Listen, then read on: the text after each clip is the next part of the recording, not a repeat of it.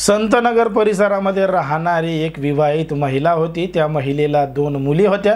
मोठ्या मुलीचं लग्न झालेलं होतं आणि त्या मोठ्या मुलीचं लग्न झालेलं असलं म्हणून ती जी महिला आहे ती तिच्या माहेरी जात होती त्या मुलीच्या आणि काही दिवस तिकडं सुद्धा राहत होती आणि इकडं तिची जी लहानी मुलगी आहे ती तिच्या घरी थांबत होती आणि तिच्यासोबत तिचा बाप सुद्धा थांबत होता। पण मात्र जेव्हा त्या पुरुषाची बायको माहेरी जात होती तेव्हा तो तिच्याच मुलीला पकडत होता आणि तिच्यासोबत नको ते कृत्य करत होता। जेव्हा ती मुलगी तिच्या बापाला विरोध करत होती तेव्हा तो तिला जीवे मारण्याची धमकी द्यायचा आणि तिच्यासोबत मनमोकळेपणानं सगळं काही करायचा। बघता बघता हा प्रकार मोठ्या प्रमाणात वाढलेला होता। पण मात्र एक दिवस घडलेलं होतं एक धक्कादायक प्रकरण, धक्कादायक घटना। नेमकं काय आहे संपूर्ण प्रकरण, कुठं घडली ही घटना हे आपल्याला अगदी सविस्तरपणे बघायचं आहे। पण जर तुम्ही अजूनही आपलं चॅनल सबस्क्राईब केलं नसेल तर लगेच सबस्क्राईब करून घ्या आणि बाजूला असणाऱ्या बेल नोटिफिकेशनला सुद्धा ऑन करायला विसरू नका। आता ही जी संपूर्ण घडलेली घटना आहे ती आहे छत्रपती संभाजीनगर जिल्ह्यातील पैठण शहरामध्ये घडलेली संपूर्ण घटना आहे आणि या पैठण शहरामधील एक संतनगर परिसर आहे आणि या संतनगर परिसरामध्ये एका भाड्याच्या खोलीमध्ये राहणारा एक पुरुष आहे आणि त्याची एक बायको आहे। आता हा जो पुरुष आहे तो मूळचा अहिल्यानगर जिल्ह्यातील नागापूर गावचा रहिवासी आहे आणि त्याची जी दुसरी बायको आहे ती मात्र पैठण शहरातल्या या परिसरामध्ये राहत होती। त्यानं दुसरी बायको केलेली होती। आता त्या दुसऱ्या बायकोला 2 मुली होत्या। एका मुलीचं लग्न झालेलं होतं तर एक मुलगी ही 18 वर्षापेक्षा कमी होती आणि ती तिच्या आईबरोबर या ठिकाणी राहत होती।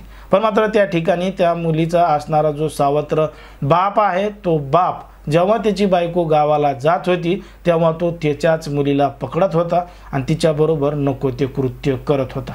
सुरुवातीला त्यानं बळजबरी पकडून तिच्यासोबत असं तसं करण्याचा प्रयत्न केला। मुलीनं त्याला जोरदार विरोध केला पण मात्र यानं तिला आणि तिच्या आईला जीवे मारण्याची धमकी दिलेली होती। म्हणून ती तरुणी मोठ्या प्रमाणात घाबरलेली होती, कोणालाही हा प्रकार सांगत नव्हती। बघता बघता हा प्रकार त्या ठिकाणी मोठ्या प्रमाणात वाढलेला होता। पण मात्र 21 फेब्रुवारी 2025च्या रात्री 10:30च्या सुमारास त्याची बायको घरी नसताना तो जो पुरुष आहे त्या पुरुषानं त्या तरुणीकडं म्हणजे त्याच्या सावत्र मुलीकडं पुन्हा एकदा शरीर सुखाची मागणी केली आणि शरीर सुखाची मागणी केल्यानंतर तिच्यासोबत नको ते कृत्य करण्याचा प्रयत्न केला। पण मात्र आता त्या मुलीनं हा सगळा प्रकार सहन केला नाही आणि जेव्हा तिची आई घरी आली तेव्हा तिनं थेट घडलेला संपूर्ण प्रकार तिच्या आईला सांगितला। तिच्या आईला सांगितल्यानंतर तिच्या आईच्या पायाखालची जमीनच सरकली। त्यांनी तात्काळ जवळचं पोलीस स्टेशन गाठलं आणि पोलीस स्टेशन गाठून तो जो आरोपी बाप आहे त्याच्या विरोधात तक्रार दाखल केली, फिर्याद दाखल केली। पोलिसांनी या संपूर्ण प्रकरणाचा गांभीर्यानं दखल घेतलेली आहे आणि पोलीस या संपूर्ण प्रकरणाचा तपास करून आरोपीवर कठोरातली कठोर कारवाई करण्याचं सुद्धा सांगण्यात आलं। पण मात्र कशा पद्धतीनं या संपूर्ण घटनेमध्ये घडलंय हे तुम्हाला या संपूर्ण प्रकरणावरून लक्षात आलेलं असेल। कोणाच्याही भावना दुखवणं, कोणाचंही मन दुखवणं हा आपला उद्देश नाही। समाजामध्ये जे घडतंय तेच सांगण्याचं काम आपण या ठिकाणी करत असतो।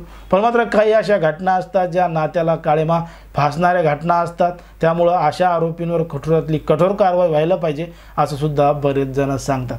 आता ज्या पद्धतीने हे सगळं काय घडलंय त्याच्यावर तुम्हाला जे काय वाटत असेल ते अगदी स्पष्टपणे कमेंटमध्ये सांगा आणि अशाच पद्धतीचे नवनवीन व्हिडिओ पाहण्यासाठी आपल्या चॅनलला लगेच सबस्क्राईब करा।